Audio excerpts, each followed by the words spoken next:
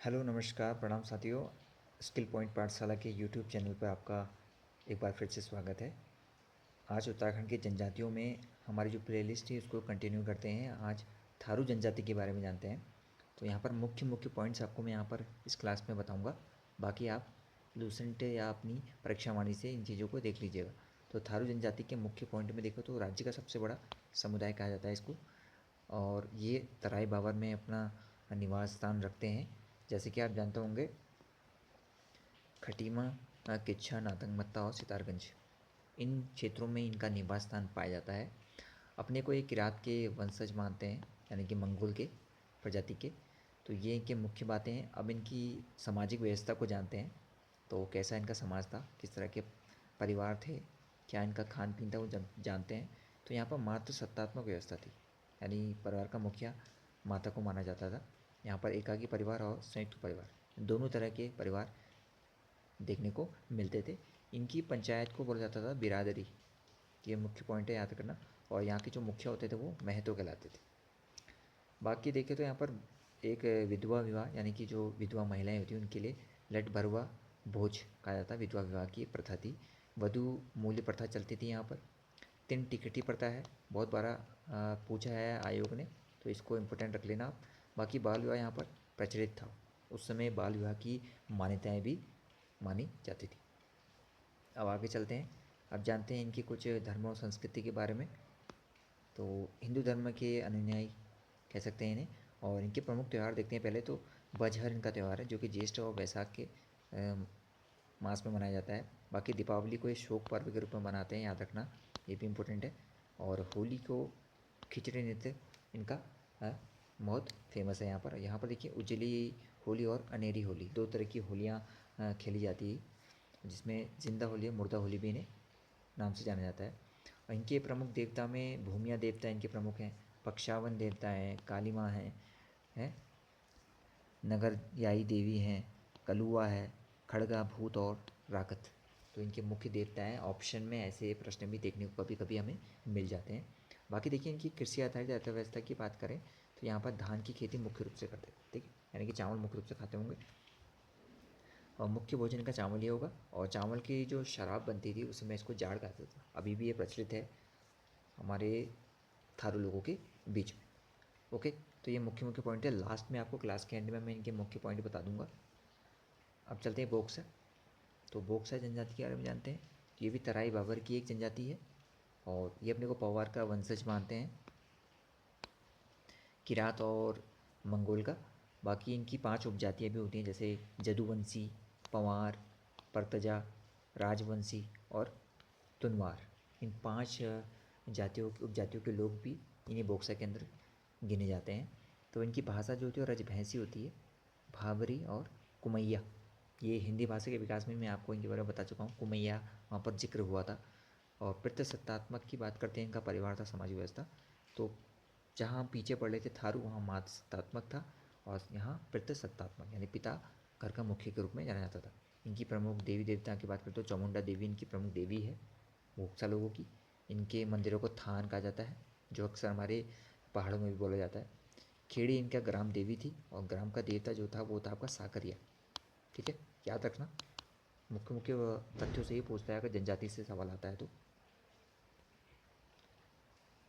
बाकी यहाँ पर अन्य चीज़ें देखी तो सगोत्र विवाह निषेध था यहाँ पर, यानी किसी एक ही गोत्र में विवाह करना की मनाही थी।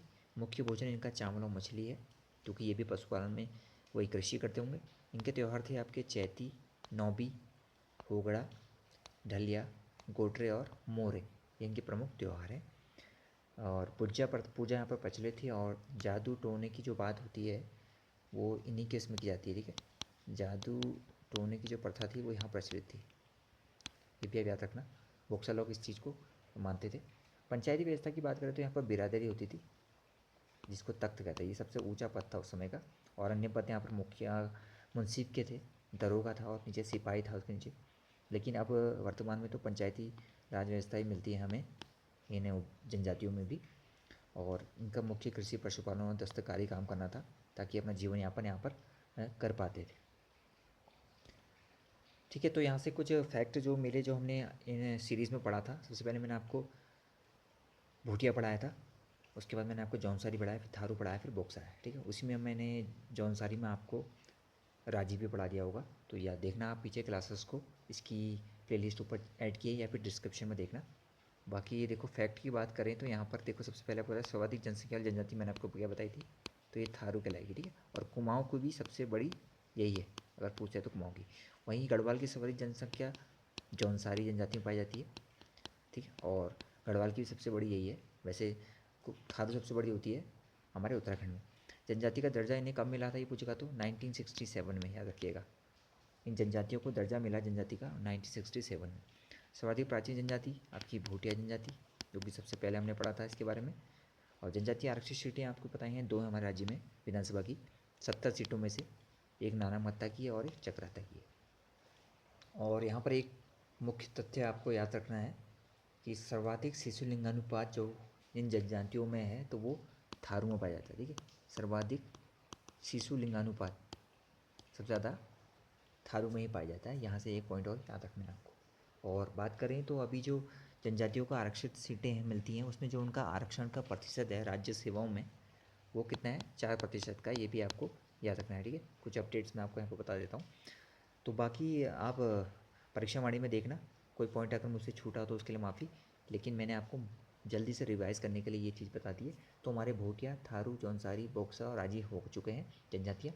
बाकी आपको उत्तराखंड की कला संस्कृति यानी पढ़ना है, यहाँ के आभूषणों के बारे में जानना है यहाँ पर, या फिर उत्तराखंड की अन्य सांस्कृतिक चीज़ों के बारे में जानना है, तो आप मुझे कमेंट बॉक्स पर टाइप कीजिए, मैं आपको और क्लासेस यहाँ पर प्रोवाइड करा दूँगा।